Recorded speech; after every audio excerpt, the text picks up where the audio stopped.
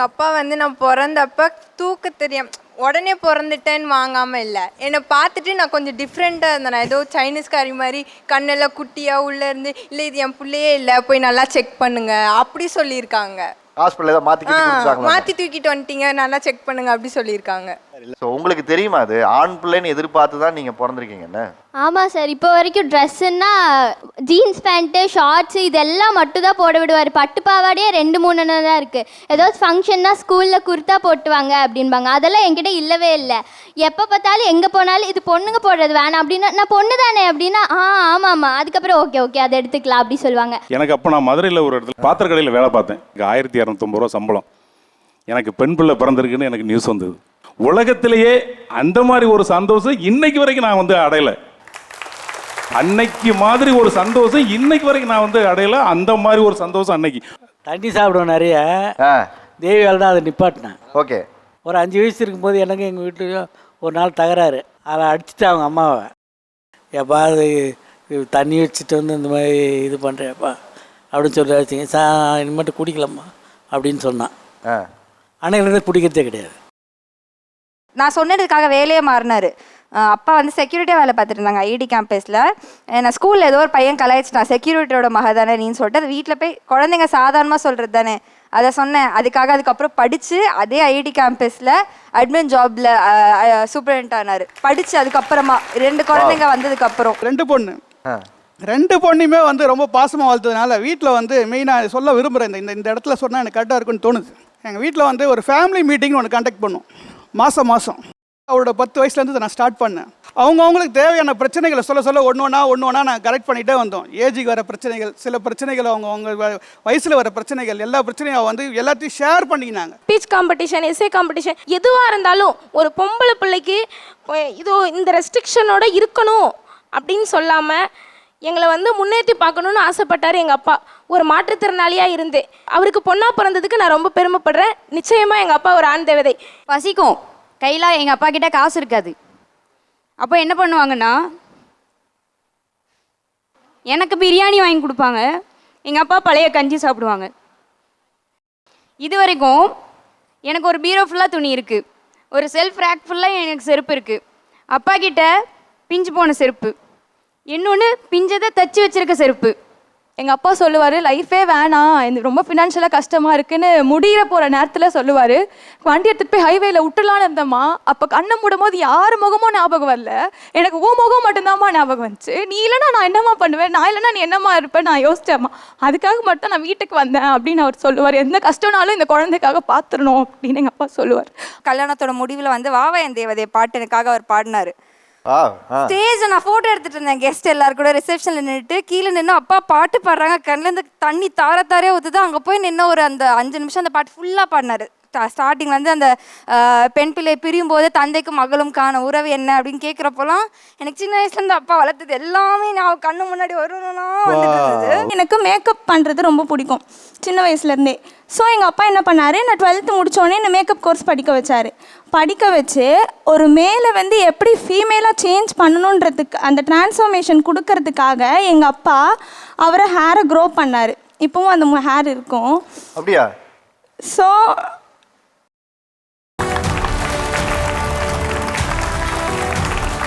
அனு styles மற்றும் bison clean and happy living வழங்கும் வா தமிழா வா. இன்னைக்கு நம் வா தமிழாவில் பேச போகிற தலைப்பு ஆண் தேவதைகளாக இருக்கும் அப்பாக்கள் வெர்சஸ் அவர்களின் செல்ல மகள்கள்.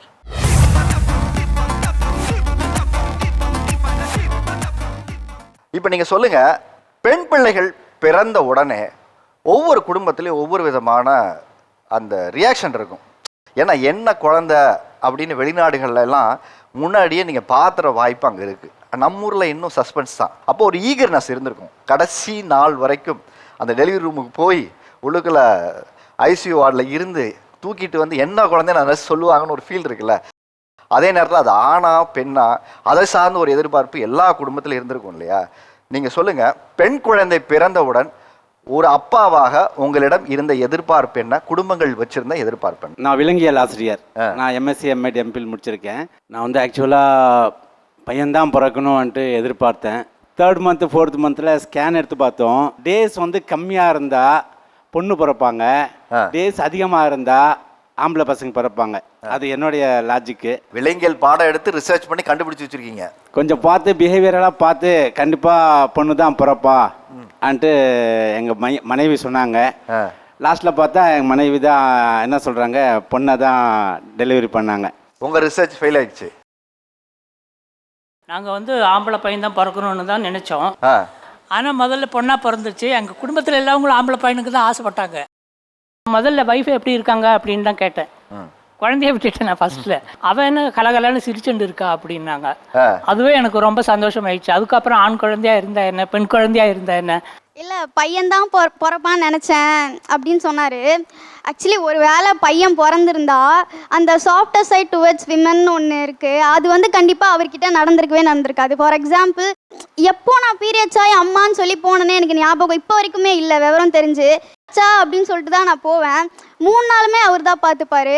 நாள் ரொம்ப வலிக்கும், நைட்டெல்லாம் தூங்காமல் ஹாலில் உட்காந்து அழுவேன். அவரும் பக்கத்தில் தூங்காமல் விடிய சுடு தண்ணி போட்டு கொடுத்துட்டு பக்கத்துலேயே உட்காந்துருப்பாரு. மேபி பையன் பிறந்திருந்தா அவருக்கே தெரிஞ்சிருக்காதோ அந்த ஒரு விஷயம், அவர் எனக்கு கேர் பண்ணுறது அப்படின்னு ஃபீல் ஆகுது. இவருக்கும் தெரிஞ்சிருக்காது, வீட்டில் இருக்க யாருக்கும் தெரிஞ்சிருக்காது. ஓ இவர் இதுக்கு இவ்வளோ ஒரு எமோஷ்னலி டவுன் ஆகுறாரோ அப்படின்னு சொல்லிட்டு. எனக்கு குழந்தை பிறந்தபோது நானே கொஞ்சம் வளர்ந்த குழந்தையாக தான் இருந்தேன். எனக்கு 19 வயசுலேயே கல்யாணம் ஆகிடுச்சு. Love marriage. என் கூட படித்த பொண்ணே கல்யாணம் பண்ணிட்டேன். ஸோ அதனால் பெண் பிள்ளையா ஆண் பிள்ளையான்லாம் பார்க்கல. என் ஒய்ஃப் ஏதாவது கேட்கும்போது கூட நான் என்ன சொல்லுவேன் அப்படின்னா, 19 வயசுனா அன்ரேஜில் கல்யாணம் பண்ணிட்டீங்களா? சார் போதும் சார், அது ஏன் சார் வேணும்? இல்லை நான் டக்குன்னு கொஞ்சம் கவனிக்கல. ஐயோ 19 ஸ்பீடாக சொல்லிட்டு போகிறேன்ல சார். நீங்கள் ஸ்பீடாக நோட்டீஸ் பண்ணக்கூடாது, ஸ்பீடாக சொல்லிட்டு போகிறேன். ஓகே 19லேயே பண்ணிட்டேன் சார். 19லேயே பண்ணிட்டேன். என் கூட படித்த பொண்ணு. பட் என்ன படிக்கும்போது படிக்கணும், படிக்கலைன்னா அது பெரிய சிரமமாக இருக்கும். அந்த தவிர எப்பயுமே யாரும் பண்ணக்கூடாது. நான் படிக்கேன்னு இன்ன வரைக்கும் வருத்தப்படுறேன். என்னோட ஒய்ஃபோட ஸ்டடீஸும் போயிடுச்சு. அது 2 சேர்த்து என் பிள்ளைங்களுக்கு கொடுக்குன்னு நினச்சிட்டு ஃபஸ்ட்டு பையன் தான் பிறந்தாரு. அவர் வந்து என்னோட வாழ்க்கையோட முதல் சந்தோஷம், என்னோட முதல் சிரிப்பு. ஃபஸ்ட்டு பையன் பிறக்கும்போது பார்த்தீங்கன்னா 2 நாள் ஆகிடுச்சு. பனிக்கூடத்தில் தண்ணி கம்மியாக இருக்குன்னு சொல்லிட்டு அவர் 2 days ஆகிடுச்சு. டெலிவரி ஆகிடுச்சு. பையனை வந்து கையிலேயே நான் வாங்கலை. ஏன்னா அப்போ நானும் சின்ன பையன் தான், எனக்கு ஒன்றும் பெருசாக தெரியல. ஆமாம், ஸ்கூல் முடிஞ்சவொடனே கல்யாணம் பண்ணிட்டீங்க. அதுக்கப்புறம் இன்னும் காலேஜ் படிக்கிற பையன் தான் இருக்கீங்க. காலேஜ் டைம் ஆயிடுச்சு. இல்லை இப்போ அப்படி தான் இருக்கிறீங்க பார்த்தா. சார் ஃபிட்னஸ் ஸ்டுடியோ வச்சுருக்கு சார். ஓகே. ரெண்டாவது வந்துட்டு அடுத்த 1 வருஷத்துலேயே மறுபடியும் பொண்ணு பிறக்கிற டைமுக்கு போனோம். ஹாஸ்பிட்டலில் போய் சேர்த்தி போய் கீழே அட்மிஷன் போட்டு வரதுக்குள்ளேயே குழந்தை பிறந்துருச்சுருந்தாங்க. அப்படின்னா நல்லா பாருங்கள், அது ஏன் குழந்தை தானே அப்படின்னு. ஏன்னா பையனுக்கு 2 நாள் ஆகிடுச்சு. இது எப்படி டக்குன்னு பிறந்துச்சுன்னு சொல்லிட்டு ஃபஸ்ட்டு வாங்கவே இல்லை. அப்புறம் கையில் வாங்கினேன். வந்துட்டு விவரிக்கவே முடியாது. என்னோட முதல் சந்தோஷம் என் பையனாக இருந்தாலும் அது பொண்ணு பிறக்கும்போது நமக்கான ஒரு பொறுப்பு தானாக அந்த படத்தில் ஏதோ ஒரு சக்தி வைப்ரேஷன் வர மாதிரி தானாக வைப் ஆகிடுச்சு. பொண்ணும் பையன் 2 பேருமே ஈக்குவல் தான். ஆனால் இவங்கக்கிட்ட இருக்கிற அந்த ஜெல் பாண்டிங் வந்துட்டு அவர்கிட்ட வரல. ஒரு அப்போ அந்த சின்ன வயசுங்கிறதுனால ஒரு 3 to 4 years வரைக்கும் எதுவுமே தெரியல.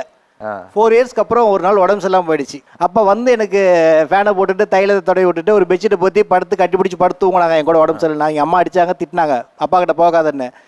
அப்போ கட்டிப்பிடிச்சி படுத்தவ இது வரைக்கும் என்னை வீட்டில் இன்னமும் என் கூட தான் தூங்கிட்டு இருக்கிறா. ஆனால் எங்கள் அப்பா வந்து நான் பிறந்தப்ப தூக்க தெரியும் உடனே பிறந்துட்டேன்னு வாங்காமல் இல்லை. என்னை பார்த்துட்டு நான் கொஞ்சம் டிஃப்ரெண்ட்டாக இருந்தேன். நான் ஏதோ சைனீஸ்காரி மாதிரி கண்ணெல்லாம் குட்டியாக உள்ளேருந்து, இல்லை இது என் பிள்ளையே இல்லை, போய் நல்லா செக் பண்ணுங்க அப்படி சொல்லியிருக்காங்க.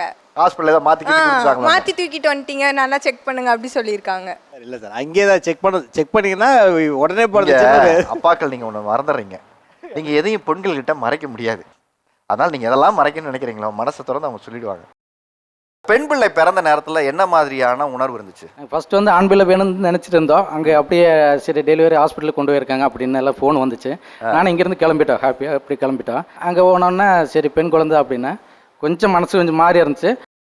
அப்புறம் எனக்கு ரொம்ப ஹாப்பியாகிடுச்சு. சரி பெண் குழந்தை தான், நான் இப்போ வந்து பையனை மாதிரி தான் வளர்த்துட்டு இருக்கிறோம். ஸோ உங்களுக்கு தெரியுமா அது ஆண் பிள்ளைன்னு எதிர்பார்த்து தான் நீங்கள் பிறந்திருக்கீங்கன்னு?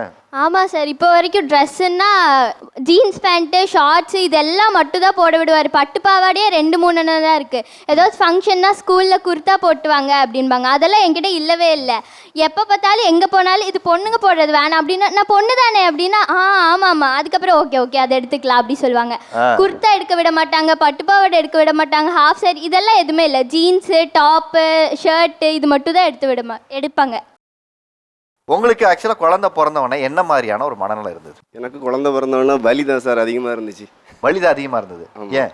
குழந்தை உண்டான்னு சொன்னோடனே தண்ணி குறவு அப்படின்னு சொல்லி சொன்னாங்க தாய்க்கு. ஓ, அப்போ தண்ணி கம்மியாக இருக்குன்னு சொன்னோன்னா குழந்தைக்கு வளர்ச்சியும் ரொம்ப கம்மியாக இருக்குது, இப்படியே போச்சுன்னு சொன்னால் உங்களுக்கு குழந்தை இதாயிரும் அப்படின்னு சொல்லி சொன்னாங்க. கல்யாணம் பண்ணும்போதே வந்து கலப்பு திருமணம், அதாவது என் ஒய்ஃப் வந்து கிறிஸ்டினும் நான் இந்து. நான் கொத்தனார் வேலை பார்த்துட்டு இருந்தேன். அப்போ வந்து சாப்பாட்டுக்கும் ரொம்ப கஷ்டம். அப்போ பழங்கள் கொடுக்கறதுக்கு சத்துள்ள ஆகாரம் கொடுக்கும்போது எனக்கு கிடையாது. ஒவ்வொரு தோட்டத்துலையும் போய் திருடி தான் எடுத்து வந்து கொடுப்பேன். நுங்கு, சக்கப்பழம், கொய்யாப்பழம், சப்போட்டா பழம் ஒவ்வொரு தோட்டத்தில் போய் திருடி தான் எடுத்து வந்து கொடுப்பேன். ஓகே. ஆனால் என் ஒய்ஃபுக்கு அது தெரியாது. சரி, நீங்கள் திருடி எடுத்து வந்து கொடுக்குறீங்க, அவங்களுக்கு தெரியாது. திருடிட்டு வரேன்னு சொல்லி தெரியாது. வேற வந்து குழந்தை வந்து 8வது மாதத்துலேயே பிறந்துட்டாங்க. பிறந்து வெளியே வருது. வெளியே வரும்போது ஆணும் பெண்ணு அப்படின்னு சொல்லி தராங்க. அந்த குழந்தைய வாங்க ஆள் கிடையாது. குழந்தை வாங்க வேறு பக்கத்தில் ஒரு வேலைக்காரி கூப்பிட்டு தான் நான் குழந்தைய வாங்க வச்சேன். தூய்மை பணியாளர்கள் வந்து கொடுக்குறாங்க. ஆமாம், தூய்மை அவங்க தான் வந்து அவங்க இன்னொரு குழந்தைய வாங்குறாங்க. குழந்தைய வாங்கிட்டு கையில் ஒரு 2 செகண்ட் தான் தந்துட்டு உடனே உள்ளே கொண்டு போயிட்டாங்க. ஏன்னா நாள் பிறக்காமல் இருந்தால் அந்த குழந்தைய வாங்க கூட எங்களுக்கு ஆள் இல்லை. ஏன்னா நான் இந்த மதம் மாதிரி கல்யாணம் பண்ணனால எங்கள் வீட்லேயும் வரல, அவங்க வீட்டிலேருந்து யாரும் வரல. அது பிறகு ஒரு வாரம் கழிச்சு தான் ஹாஸ்பிட்டலில் வந்து எல்லாரும் பார்க்க வந்தாங்க. வெயிட் வந்து 1,400 தான். ப்ரீ மெச்சூர் பேபியாக பிறந்துட்டாங்க. ஆமாம், அது வந்து வேறு இங்குபெட்டில் தான் வச்சிருந்து. இங்குபெட்டில் வைக்கும்போது ரொம்ப கஷ்டம் தான். குழந்தை பிறந்தோன்னா தாயிட்ட இருந்து பால் கிடையாது. பால் வந்து ஒரு 1.5 மாதம் தான் இருந்துச்சு. அதுக்கப்புறம் இல்லை. அதுக்கு பிறகுமே தாய்க்கு வந்து நிறைய இயற்கையான பொருட்கள், சத்துள்ள பொருட்கள் திருடி கொண்டு கொடுக்குறேன். அப்பவும் மறுபடியும் திருட ஆரம்பிக்கிறீங்க? ஆமாம், திருடினா இப்போ நம்ம வேலைக்கு போகிறோம். வேலைக்கு போகிறதுல என்ன எங்கள் ஊர் கன்னியாகுமரி. அதனால் அங்கே வந்து தோட்டங்கள் இருக்கும்ல, வரவழி வழியில் ஒவ்வொன்றா எடுத்துகிட்டு கொண்டு செய்து கொடுப்பேன். 15 நாள் இங்கே வீட்டில் இருந்தாங்களோ. அதுக்கு பிறகு என்னால் ஹாஸ்பிட்டலில் வச்சு பார்க்கவும் முடியாது. இருந்தது ஒரு செயின், அதையும் அடமானம் வச்சு விற்றுட்டு அதுக்கப்புறம் என்னால் கடன் வாங்க முடியாது. ஹாஸ்பிட்டலில் செலவு பண்ணி கடன் அதிகமானோன்னா அதுக்கப்புறம் ஊரில் இருக்க கொஞ்சம் மனசு இதாக இருந்து அதுக்கப்புறம் சென்னைக்கு வந்துட்டேன். அவங்க மனைவிக்கு கன்சீவாக இருக்க டைமில் சத்துணவுக்காக திருடி கொண்டாந்தா நீங்கள் தெரியாது. உங்கள் மனைவிக்கு குழந்தைக்கு இது வரைக்கும் தெரியாது. இன்னைக்கு தான் சொல்கிறேன். இன்னைக்கு தான் சொல்கிறேன். இன்னைக்கு தான் உங்களுக்கு தெரியும். ஓகே. என்னைக்காவது அது வரும்போது நீங்கள் எதாவது மாட்டிருக்கீங்களா? அப்படி திருடும் போது யாராவது? இல்லை அப்படிலாம் மாட்டல. அது வரைக்கும் மாட்டல. அதெல்லாம் வந்து கரெக்டாக நேரம் பார்த்து தான் திருடுவேன். ஏன்னா சின்ன வயசில் எங்களுக்கு சாப்பாட்டு கூட பைசா கிடையாது. அப்பா குடிப்பார். அதனால் சாப்பாட்டுக்குனா வாரத்தில் ஒரு நாள் தான் நெல்லிச்சோரே பார்ப்போம். மற்ற நாள்லாம் சோளக்காடி அந்த மாதிரி தான் பார்ப்போம்.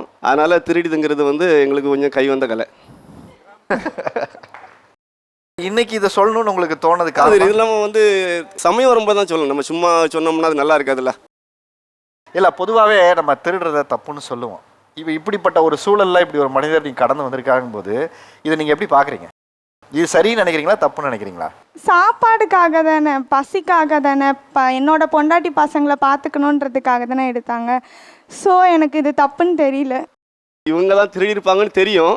அது தெரிஞ்சாலும் அவங்க அதை கேட்காம இருப்பாங்க. அதாவது சரி இந்த பையன் சாப்பாட்டுக்கு அந்த பையன் கஷ்டப்பட்டான், அந்த இதுக்காக தான் அவன் திருடினான், அதனால அவன் நல்ல பையன், அவனால ஒன்றும் சொல்ல வேண்டாம் அப்படின்னு சொல்லிட்டு ஒன்றும் சொல்ல. அவங்க தெரிஞ்சும் அதை கேட்காம இருந்தாங்களா? அவங்க மேலே உங்களுக்கு இன்னைக்கு ஒரு நன்மதிப்பு? அதுக்கும் நான் அது இன்னைக்கு வரைக்கும் நல்ல மதிப்பு. ஏற்கனவே ஒரு வாட்டி அவங்க வீட்டை நான் கூட்டு போயிருக்கேன் பொண்ணு.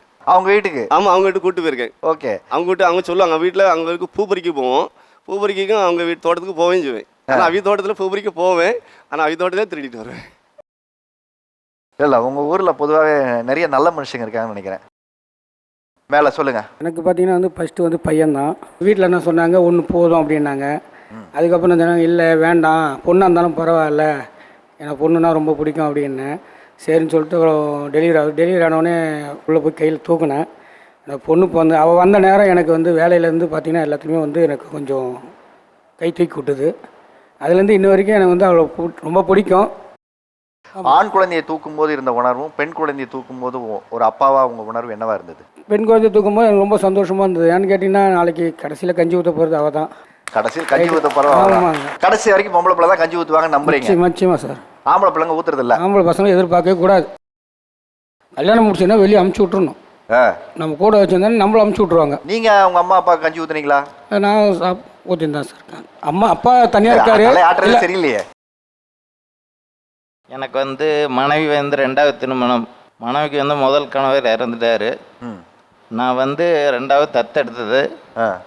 தத்தெடுத்து என்ன காரணம்னா அண்ணன் மக. நீங்கள் அண்ணி தான் திருமணம் பண்ணியிருக்கீங்க? நான் முதல் திருமணமே அண்ணி தான். இல்லை, நீங்கள் உங்களுக்கு ஒரு குழந்தை வேணாங்கிற முடிவை ஏன் எடுத்தீங்க? போதும், 2 பொண்ணை வளர்த்தனா போதும், நம்ம 2 பொண்ணை எடுத்து வளர்த்து நல்ல முறையாக பண்ணால் போதுன்ட்டு வேண்டான்னு முடிவு எடுத்துட்டேன். இப்போ எனக்கு ஒன்று சொல்லுங்கள், இப்போ அண்ணன் இறந்ததுக்கப்புறம் அவங்களுக்கு ஒரு மறு திருமணம் செஞ்சு வைக்கிறது கூட நீங்கள் முயற்சி பண்ணியிருக்கலாம். பட் நீங்கள் அந்த அப்பாவா அந்த குழந்தைகளுக்கு பொறுப்பேற்றுக்கணுங்கிற எண்ணம் வந்ததில்ல, அது எதனால்? மறு திருமணம் நம்ம பண்ணி வச்சோம்னால அவங்க எந்த அளவுக்கு பார்த்துக்குவாங்களான்னு எனக்கு தெரியல. ஆனால் நம்மளாக பார்த்துக்கிட்டோம்னாக்கா நம்மளுக்கு அந்த ஒரு இதாக இருக்கும் இல்லைங்க, மனம் வந்து திருப்தியாக இருக்கும். குழந்தைய பார்த்துக்கணுங்கிற முடிவை நம்ம எடுத்துருக்கலாம். ஆனால் ஏன் திருமணம் செஞ்சுட்டு அதை பார்த்துக்கணுங்கிற ஒரு முடிவை நம்ம எடுக்கிறதுக்கு ஏதாவது ஒரு காரணம் இருந்திருக்கும்ல? அன்னைக்கு இருந்த சூழலும் அந்த சந்தர்ப்பமும் என்ன? நம்ம வந்து வேற ஒரு பெண்ணை திருமணம் செஞ்சால் திருப்பி நம்மளுக்குன்னு ஒரு குழந்தை பாக்கிங்கிற வரும்போது அவங்க வந்து அதையே மறுத்துருவாங்க. அப்படி பார்க்கக்கூடாது, செய்யக்கூடாது. இப்போ அவங்க 2 குழந்தைய வச்சுட்டு கஷ்டப்படும் போது நம்ம பார்த்துட்டு இருக்க முடியாது இல்லைங்களா? இப்போ வந்து அவங்க வேலைக்கு போக முடியாது 2 குழந்தைங்கள வச்சுட்டு, அப்புறம் அவங்க கஷ்டப்படணும். இவங்க யார் எந்த வீட்லேயா இருந்தாலும் கொடுத்து உதவுறக்கு யாருமே ஏற்றுக்க மாட்டாங்க. அவங்க வாழ்க்கையை அவங்க பார்த்துக்கிட்டோம், நம்ம வாழ்க்கையை நம்ம பார்த்துக்குவோம். இப்போத்த சூழ்நிலை உங்களுக்கு தெரியும் சார், எந்த வீடாக இருந்தாலும் அப்படி தான். அப்பா இல்லாத குறைய இன்னைக்கு சித்தப்பா உங்களுக்கு நிறைவேற்றி கொடுக்குறாரா? கிட்ஸ் வேணாங்கிறத பிளான் பண்ணதே பெரிய விஷயம் தான் எனக்காக. இப்போ வரைக்கும் எந்த ஒரு குறையும் வச்சதில்லை. ஒரு திங்ஸ் நான் கேட்குறேன் அப்படின்னா நான் கேட்கறதுக்கு முன்னாடியே பண்ணிடுவாங்க. என் விருப்பத்துக்கு மேலே இது வரைக்கும் எதுவுமே பண்ணதில்லை. எனக்குன்னு ஒரு குழந்தை வந்துட்டா அந்த குழந்தைங்கள சரியா பார்த்துக்க முடியாதுங்கிற பயம்தான் உங்களை திருமணத்தை நோக்கி நகர்த்தினது இல்லையா? ஆமாங்க சார். ஓகே, அதுக்கு ஒரு பெரிய ராயல் சல்யூட். இந்த மாதிரியான எண்ணங்கள் வந்து எவ்வளோ ஆண்களுக்கு இன்னைக்கு சமூகத்தில் இருக்குன்னு தெரியல. இங்கே நிறைய அப்பாக்கள் சொன்னாங்க, எதிர்பாராத விபத்தாக பெண்கள் பிறந்தது அப்படின்னு சொன்னாங்க. ஸோ அதை பற்றின உங்களுடைய ஒப்பீனியன் என்ன? சார் எங்கள் அப்பா ஆக்சுவலி கை தூக்கல, ஆனால் அவரும் கொஞ்சம் டிசப்பாயிண்டட் தான். எனக்கு ஒரு அக்கா இருக்காங்க, முதல் மகள். 2வது மகன் தான் பிறக்கணும்னு ரொம்ப ஆசைப்பட்டாரு. எங்கள் அம்மா தூங்கிட்டு இருக்கப்போ விரலெல்லாம் ரேகை எடுத்துட்டு போய் ஜோசியெல்லாம் பார்த்து பையன் தான் பிறப்பாங்க அப்படின்னு ரொம்ப கான்ஃபிடென்ட்டாக இருந்தாராம். ஹாஸ்பிட்டலில் பிறந்தோடனே தொட்டில் போட்டதை எடுத்து கையில் பார்த்தோன்னே எனக்கு நல்ல பெரிய கண்ணு, முகத்தில் பாதிக்கு கண்ணு தான் இருந்தது அப்படின்வாங்க. கண்ணை திறந்து அப்பாவை பார்த்தது தானோ, இல்லை எனக்கு இவ போதும் அப்படின்னு அப்பா அன்னைக்கு மாரோட அணைச்சு பிடிச்சிக்கிட்டாரு, இன்னைக்கு வரைக்கும் பிடிச்சிட்டு இருக்காரு. பாருங்க, நீங்க மறைச்ச கதையை நாங்கள் உங்க பொண்ணுகிட்ட கேட்டு வாங்க வேண்டியதா இருக்கு. கைரேகை மேட்டருங்கிறது ஆக்சுவலாக நான் பண்ணவே இல்லை. அது ஆக்சுவலாக எங்கள் அம்மா ஊர்லேருந்து வந்திருந்த போது அவங்ககிட்ட யாரோ சொல்லியிருக்காங்க, இந்த மாதிரி ஒரு ஜோசியர் இங்கே இருக்கிறாங்க, இவங்ககிட்ட நீங்கள் கொடுத்தீங்கன்னா ஆனா பொண்ணான்னு சொல்லுவாங்க அப்படின்னு சொல்லிட்டு.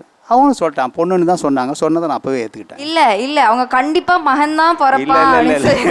இல்லை அவரால் ரொம்ப கான்ஃபிடென்ட்டா இருந்தாரு, மகன் தான் எனக்கு வருவாங்கன்ட்டு. ஹாஸ்பிட்டல்ல தான் அப்பாக்கு சர்ப்ரைஸ், ஓகே பொண்ணு அப்படின்ட்டு. அப்புறம் அவர் வாங்கின காசு கரெக்டாக சொல்லணும்ல. நாங்கள் 5 பேர். என் கூட பிறந்து யாருக்குமே வந்து எங்களுக்குள்ளேருந்து கூட பிறந்து பெண் பிள்ளைகள் யாருக்குமே கிடையாது. என் பெரிய அண்ணன், 2வது அண்ணன் எல்லாமே யாருக்குமே பெண் கிடையாது. எல்லாருமே சொன்னாங்க உனக்கும் பையன்தான் பிறப்பாங்க அப்படின்னு. எங்கள் அம்மா வந்து என் கல்யாணம் முடிஞ்சு 3 மாதத்துல இறந்துட்டாங்க. இறக்குற அன்னைக்கு மத்தியானம் என்கிட்ட வந்து கையை பிடிச்சி என்கிட்ட, இல்லையா நான் போயிடுவேன், ஆண்டவன் நீ ஏன் எடுக்காமல் எப்படி வச்சுருக்கான்னு தெரியலன்னு. எங்கள் அம்மாவுக்கு ஒரு கை கால் வழங்காது. அப்போ நான் கன்னத்தில் தட்டி விட்டு, அப்படிலாம் சொல்லாதீங்கம்மா, நீங்கள் எப்போவுமே என் கூட இருக்கணும், நான் பார்த்துக்குவேன் அப்படி சொல்லுவேன். அப்போ அவங்க திருப்பி என் கையை தட்டிட்டு, நான் எப்போவுமே உன் கூட தான் நான் இருப்பேன் அப்படின்னு சொன்னாங்க. சொல்லி முடித்து ஜஸ்ட் ஒரு 1/4 மணி நேரத்தில் அவங்களுக்கு திருப்பி மறுபடியும் வலிப்பு வந்துருச்சு. அன்றைக்கி ஹாஸ்பிட்டலில் கொண்டு சேர்த்தோம். உயிர் போக போக அவங்களோட பிடி என் கையை விட்டு அப்படி கொஞ்சம் கொஞ்சமாக நகலுது. மத்தியானம் சொல்லியிருக்காங்க, சாயந்தரம் இறந்துட்டாங்க. அதுக்கு அப்புறம் தான் என் சம்சாரம் வந்து கன்சீவ் ஆனது. கன்சீவ் ஆகி 40வது நாள் கன்சீவ் ஆகி டேட்டு தெரிஞ்சது. அன்னைக்கே நான் பேர் வச்சேன் என் பொண்ணுக்கு. ஏன்னா சொல்லிட்டு செத்தது எங்கள் அம்மா. எனக்கு அப்போ நான் மதுரையில் ஒரு இடத்துல பாத்திர கடையில் வேலை பார்த்தேன். எனக்கு 1250 ரூபா சம்பளம். எனக்கு பெண் பிள்ளை பிறந்திருக்குன்னு எனக்கு நியூஸ் வந்தது. உலகத்திலேயே அந்த மாதிரி ஒரு சந்தோஷம் இன்னைக்கு வரைக்கும் நான் வந்து அடையலை. அன்னைக்கு மாதிரி ஒரு சந்தோஷம் இன்னைக்கு வரைக்கும் நான் வந்து அடையலை. அந்த மாதிரி ஒரு சந்தோஷம் அன்னைக்கு. தகவல் தெரிஞ்சு ஹாஸ்பிட்டல் போனேன். அவங்க தொட்டிலத்தை போய் தான் பார்த்தேன். நான் அந்த முகத்தை பார்க்கும்போது எங்கள் அம்மா இறந்து எனக்கு வாக்கு கொடுத்த, என் கையில் கொடுத்த வாக்கு தான் அந்த முகத்தை நான் பார்த்தேன். நான் அவங்களும் இன்னைக்கு அதே மாதிரி தான் என்ன மாதிரி எங்கள் தாய் இருந்தால் என்ன எப்படி கவனிச்சுக்குவாளோ அதே மாதிரி தான். நான் வீட்டுக்கு வந்தால் அப்பா எனக்கு உடனே சாப்பாடு வரும். லேசாக இருமிட்டா போதும் எனக்கு தண்ணி வந்துடும். கைகால் நைட் ஆனால் நான் படுத்துட்டேன்னா எனக்கு கைகால் அமுக்கி விடுவாங்க. ஏதாவது லேசாக இருமல் கோல்டுனா போதும் உடனே மாத்திரை பிச்சு எடுத்து கொடுக்கறதுலேருந்து. அதாவது பிள்ளை என் அப்பா கிட்ட வந்து பேசுறதுனால சம்சாரத்துக்கு கோவம் வரும்னு சொல்லுவாங்க. அது எங்கள் வீட்டில் அடிக்கடி நடக்கும். தாய்க்கும் மகளுக்கும் சண்டை, டெய்லி சண்டை நடக்கும் இப்போ வரைக்கும். ஏன் புருஷங்கிட்ட இன்னி பேச விட மாட்டேன், தூர விட்டுடி அப்படின்னு என் சம்சாரம் சொல்லுவாங்க அவங்ககிட்ட. இவன் எங்கள் அப்பாட்ட நீ என்னம்மா பேசுகிற, தூரப்பம்மா அப்படின்னு இவங்க பேசுவாங்க. பைக்லலாம் போனால் நான் அப்பா கூட உட்காந்து போகணுன்னு ஆசைப்படுவேன். அப்பா கூட நான் தான் வருவேன், நீ தம்பி கூட பைக்கில் வா அப்படின்வாங்க. நான் மூஞ்ச தூக்கிட்டு வருவேன். நான் மூஞ்ச தூக்கிட்டு வர்றதுனால அப்பா எனக்கு சப்போர்ட் பண்ணி பாப்பா என் கூட வரட்டும் அப்படின்னு அம்மாவை தம்பி கூட அனுப்பிச்சி விட்ருவாங்க. அதுக்கப்புறம் நைட்டு அம்மாவுக்கும் அப்பாவுக்கும் சண்டை வந்துடும். அதுக்கப்புறம் 2 நாள் நாங்கள் 2 பேரும் விரதம் இருக்கணும். இல்லை, சண்டை போட்டாலே வீட்டில் சமையல் ஆகாது, அதான் விரதம். ஆக்சுவலாக எங்கள் அப்பா வந்து நான் பிறக்கிறதுக்கு முன்னாடி பையன் வேணுமா பொண்ணு வேணுமான்னு ஆசைப்பட்டாங்களான்றது எனக்கு தெரியல. பட் எங்கள் அம்மாவுக்கு வந்து நான் பையனாக இருக்கணும்னு ரொம்ப ஆசை. இப்போ எல்லாரும் வந்து இப்போ குழந்தை பிறந்துருச்சு அப்படின்னா என்ன பண்ணுவாங்க, சாக்லேட் கொடுப்பாங்க, கேக் கொடுப்பாங்க அப்படின்னு. பட் எங்கள் அப்பா வந்து நான் பிறந்த உடனே அந்த ஊருக்கே சரக்கு வாங்கி பார்ட்டி கொடுத்தாருன்னு எங்கள் அம்மா வந்து அடிக்கடி சொல்லுவாங்க. அதோட மட்டும் நிறுத்த மாட்டாங்க. இன்னொரு விஷயம் என்ன சொல்லுவாங்கன்னா, அந்த கடன் அடைக்க 5 மாசம் ஆச்சு அப்படின்னு சொல்லுவாங்க. மனசு ஃபுல்லா சந்தோஷம், அதனால ஃபுல்லா வாங்கி கொடுத்துருப்பாரு. என்ன சார், நிறைய பேர் வந்து சொன்னாங்கல்ல, நான் பொண்ணு வந்து பையனா வளர்க்கணும்னு ஆசைப்பட்டேன், எங்க அப்பா பொண்ணா வளர்க்கணும்னு தான் ஆசைப்பட்டாங்க. நீ எப்படி இருக்கியோ அதே மாதிரி இரு. அப்பாவுக்கு பையன் பொண்ணுன்ற டிஃபரன்ஸ் எல்லாம் எதுவுமே கிடையாது. என் குழந்தைங்க, என் பசங்க அப்படின்றது மட்டும்தான் எங்க அப்பா. ஒரு பியூட்டிஃபுல்லான ஒரு ஸ்டேட்மெண்ட். பொண்ணா தான் வளர்க்கணும்னு ஆசைப்பட்டாருங்கிற ஒரு ஸ்டேட்மெண்ட்டே ஒரு ரொம்ப அழகான ஒரு போல்டான ஒரு ஸ்டேட்மெண்ட். எல்லாரும் வந்து சாக்லேட்டு முட்டாய் வாங்கி கொடுப்பாங்க, சரி ஒரு 4 பேருக்கு வாங்கி கொடுப்பாங்கன்னு. 5 மாதம் கடன் கட்டுற அளவுக்கு ஊருக்கே ஒரு பார்ட்டி வச்சுருக்கீங்கன்னா அந்த சந்தோஷத்தை கொஞ்சம் சொல்லுங்களேன். அப்போ எங்கள் ஊரில் திருவிழா நடந்திருக்கிறேன், ஒரு கிராமம் அது திருக்கோயிலூர் பக்கத்தில். எல்லாம் போனவொடனே ஏண்டா மச்சான் பொண்ணு போந்துடுச்சு அது இதுன்னு எல்லாம் உறவினர் தான் யாரும் இல்லை. அப்போ போய் ஒரு 10,000 ரூபாய்க்கு அப்போல்லாம் விலை கம்மி, ஒரு 10,000 ரூபாய்க்கு வாங்கிட்டு வந்து எல்லாருக்கும் கொடுத்தோம். 10,000 கடன் வாங்கிட்டு வந்தீங்களா இல்லை கையில் இருந்ததா? இல்லை வாங்கிட்டு வந்தேன், கடன் தான் வாங்கிட்டு வந்தான். 10,000 கடன் வாங்கிட்டு வந்து பார்ட்டி வச்சிட்டீங்க? ஆமாம், வீட்டுக்கு தெரியாதுன்னு நினச்சேன், தெரிஞ்சு போச்சு. ஓகே, 33 வருஷம் ஆகுது. 33 வருஷம் ஆச்சு. ஆமாம் ஆமாம், அன்னைக்கு 10,000 ரூபாங்கிறது எவ்வளோ பெரிய அமௌண்ட்டு. சரி, உங்கள் பொண்ணு பிறந்ததுக்கு அப்புறம் நீங்கள் மாற்றிக்கிட்ட விஷயங்கள் என்ன உங்கள் வாழ்க்கையில் ஒரு அப்பாவா? தண்ணி சாப்பிடுவோம் நிறைய, தேவியால் தான் அதை நிப்பாட்டினேன். ஓகே, ஒரு 5 வயசு இருக்கும்போது எனக்கு எங்கள் வீட்டுக்கு ஒரு நாள் தகராறு, அதை அடிச்சுட்டு அவங்க அம்மாவை, எப்பா அது தண்ணி வச்சுட்டு வந்து இந்த மாதிரி இது பண்ணுறேப்பா அப்படின்னு சொல்லி வச்சிங்க, இனிமேட்டு குடிக்கலாமா அப்படின்னு சொன்னான். அன்னையிலேருந்து குடிக்கிறதே கிடையாது. நீங்கள் சொன்னதுக்காக அப்பா மாற்றிக்கிட்ட விஷயங்கள் என்ன? எல்லார் வீட்லேயும் அப்பா மகள் செல்லோன்றதை தாண்டி ஒரு மாதிரி அப்செசிவ் லவ் சொல்ல அப்பாக்கே மேலே. சின்ன விஷயத்துலேருந்து நான் சொன்னதுக்காக வேலையே மாறினார். அப்பா வந்து செக்யூரிட்டியாக வேலை பார்த்துட்டு இருந்தாங்க ஐடி கேம்பஸில். நான் ஸ்கூலில் ஏதோ ஒரு பையன் கலாய்ச்சிட்டான், செக்யூரிட்டியோட மக தானே நீன்னு சொல்லிட்டு, அது வீட்டில் போய் குழந்தைங்க சாதாரணமாக சொல்கிறது தானே அதை சொன்னேன். அதுக்கப்புறம் படித்து அதே ஐடி கேம்பஸில் அட்மின் ஜாபில் சூப்பரண்ட் ஆனார். படித்து அதுக்கப்புறமா 2 குழந்தைங்க வந்ததுக்கப்புறம். சில பேர் தான் லவ் பண்ண பொண்ணுக்காக படித்து வேலைக்கு போவாங்க பார்த்துருக்கேன், கம்பெனி ஆரம்பிப்பாங்க பார்த்துங்க. ஆனால் பொண்ணு சொன்ன வார்த்தைக்காக செக்யூரிட்டியாக இருந்த ஒருத்தர் அதே ஆஃபீஸில் போய் அட்மினில் உட்காந்து படிச்சிருக்கீங்களா சார்? ராயல் சொல்லிட்டு உங்களுக்கு ரிட்டையர் ஆகும்போது ஆஃபீஸில் ரிட்டையர் ஆனேன், அவள் எதிர்பார்த்த மாதிரியே. ரெண்டாவது இன்னொரு விஷயம், கொஞ்சம் அந்த டைமில் கொஞ்சம் பொருளாதாரத்தில் எனக்கு கொஞ்சம் வீழ்ச்சி இருந்தது, கொஞ்சம் பண தேவைகள் இருந்ததுனால நான் வெளிநாடு போகிறதுக்கு ஒரு ஜாப் கிடச்சிது. விசாலாம் ரெடி ஆகிடுச்சு, அவங்களே ஸ்பான்சரில் கொடுத்தாங்க. கிளம்பி போகும்போது இவளுடைய அழுகை தாங்க முடியல, என்னை விட்டுட்டு போகாதீங்கப்பா, என்னால் இருக்க முடியாது நான் கற்றுன ஒரே காரணத்துக்காக குவைத்தில் எனக்கு கிடைச்ச ஜாப்பை நான் வேண்டான்னு சொல்லிவிட்டு திரும்பி இதே ஜாப்பில் கண்டினியூ பண்ணேன். ஆக்சுவலாக எங்கள் அப்பா மேரேஜ் ஆகிறதுக்கு முன்னாடி வரைக்கும் நிறையா ஒர்க்ஸ் பண்ணார். அண்ணாவும் நானும் பிறந்ததுக்கப்புறம் ஏதோ அவருக்குன்னு ஒரு ஐடென்டிட்டி இருக்கணும் அப்படின்றதுக்காக பாடி பில்டிங்கில் போய் அவரே நிறையா அச்சீவ் பண்ணி அவருக்கு ஒரு ஐடென்டிட்டி கிரியேட் பண்ணிக்கிட்டாரு. நான் ப்ரொஃபஷனல் பாடி பில்டர். நான் மிஸ்டர் தமிழ்நாடு கோல்டு மெடலிஸ்ட் 2012-13. இப்போ ஒரு 200 பாடி பில்டர் ட்ரெயின் பண்ணியிருக்கேன், இன்னும் பசங்களை ட்ரெயின் பண்ணிட்டு இருக்கேன் சார். ரொம்ப சந்தோஷம். பெண் குழந்தை பிறந்தனால உங்கள் வாழ்க்கை என்ன மாறுச்சு சார்? பொண்ணு பிறந்த பிறகு நான் வேலைக்கே போக ஆரம்பித்தேன். அது வரைக்கும் நான் வேலைக்கே போகல. ரொம்ப பொறுப்பாக இருந்திருக்கீங்க அதுக்கு முன்னாடி? அதுக்கு நான் ரொம்ப பொறுப்பாக இருந்தேன். அதுக்கப்புறமா வந்து எங்கள் அம்மாவை பார்த்துட்டு எங்கள் அம்மா எனக்கு கண்ணை பார்த்தே சாப்பாடு போட்டு பழக்கப்படுத்திட்டாங்க. அதனால் வந்து என் மகளுக்கு நான் சாப்பாடு செய்யணுன்ட்டு முதல்ல சமையல் கற்றுக்கினேன். ஒய்ஃப் நல்லா சமையல் செஞ்சாலும் நான் அவங்களுக்காக வந்து ஒரு விதமான சமையல் வந்து செஞ்சு கொடுப்பேன். செஞ்சு கொடுத்து பாருமான்ட்டு 2 பொண்ணு, 2 பொண்ணுமே வந்து ரொம்ப பாசமாக வளர்த்ததுனால வீட்டில் வந்து மெயினாக சொல்ல விரும்புகிறேன், இந்த இடத்துல சொன்னால் எனக்கு கரெக்டாக இருக்குன்னு தோணுது. எங்கள் வீட்டில் வந்து ஒரு ஃபேமிலி மீட்டிங்னு ஒன்று கண்டக்ட் பண்ணோம் மாதம். அவரோட 10 வயசுலேருந்து நான் ஸ்டார்ட் பண்ணேன். அவங்களுக்கு தேவையான பிரச்சனைகளை சொல்ல ஒன்று ஒன்றா நான் கரெக்ட் பண்ணிகிட்டே வந்தோம். ஏஜுக்கு வர பிரச்சனைகள், சில பிரச்சனைகள், அவங்க வயசில் வர பிரச்சனைகள், எல்லா பிரச்சனையும் வந்து எல்லாத்தையும் ஷேர் பண்ணிக்கினாங்க. இல்லை, அவங்க வெளிப்படையாக சொல்கிற அளவுக்கு ஒரு ஸ்பேஸ் கொடுக்கணும்ல, ஏன்னா அதை அனுமதிக்கிறதுன்னு ஒன்று இருக்கு. ஐயோ பயந்துக்கிட்டு இருந்தாங்கன்னா நம்மகிட்ட சொல்ல மாட்டாங்க. அப்படியான விஷயங்கள் அந்த மீட்டிங்கில் என்ன நடந்திருக்கு? இல்லை, அவங்க வந்து ஒரு ஆண் நண்பர் வந்து எனக்கு வந்தார். முதல்ல வந்து என்னை வேறு மாதிரி அப்ரோச் பண்ணார். இது மாதிரி நான் எப்படி அப்ரோச் பண்ணலான்னு. இதெல்லாம் வந்து ஒன்றுமே பெரிய விஷயம் கிடையாது, எல்லாமே அந்த வயசில் வர ஸ்டேஜ் தான். இது நான் அப்பாவாக இருந்து சொன்னது. ஸோ சொல்லி கொடுத்து சொல்ல அவங்களும் அதை எடுத்துக்கினாங்க. ஆமாப்பா நீங்கள் சொல்கிறது கரெக்டு தான், நான் சொன்ன பிறகு அவனை கேட்டுட்டான், நான் கொஞ்சம் மாறி வரேன் அப்படின்ற மாதிரி அந்த ஒரு தருணம் மட்டும் இல்லாமல் பல தருணங்கள் இது மாதிரி நட சொல்ல எனக்கு தெரிஞ்சு இந்த மேடையில் சொல்கிறதுக்கு காரணம்னா ஒருத்தரும் கண்டிப்பாக வந்து ஒரு மாதம் ஒரு டேட் நீங்களே ஃபிக்ஸ் பண்ணி ஒரு ஃபேமிலி மீட்டிங் கண்டக்ட் பண்ண சொல்ல பசங்க கிட்ட உட்காந்து பேசுங்க. இப்போ ஒரு ஃபேமிலி மீட்டிங் அப்படின்னு வரும்போது நிறைய குடும்பங்களில் மீட்டிங்கே நடக்கிறது இல்லை, அப்புறம் எங்கள் ஃபேமிலி மீட்டிங்கு. ஸோ இந்த மீட்டிங்கிறது வந்து எவ்வளோ இம்பார்ட்டண்ட்டாக இருந்தது, அன்னைக்கு என்ன நடந்துச்சு? அப்பா சொன்னார்ல ஒரு விஷயம், அது என்ன நடந்துச்சுன்னு சொல்லுங்களேன். அவங்க ப்ரப்போஸ் பண்ணி லைக் அவங்க வந்து இப்போ நான் வந்து உங்கள் வீட்டில் சொல்லிடுவேன், உங்கள் வீட்டில் இது பண்ணிவிடுவேன், உங்கள் அம்மாவுக்கு ஃபோன் பண்ணுவேன், உங்கள் அப்பாவுக்கு ஃபோன் பண்ணுவேன், நீ என்கிட்ட பேசின மாதிரியே நான் வந்து ஸ்க்ரீன்ஷாட் எடுத்து உங்கள் அப்பா அம்மாவுக்கு அனுப்புவேன்.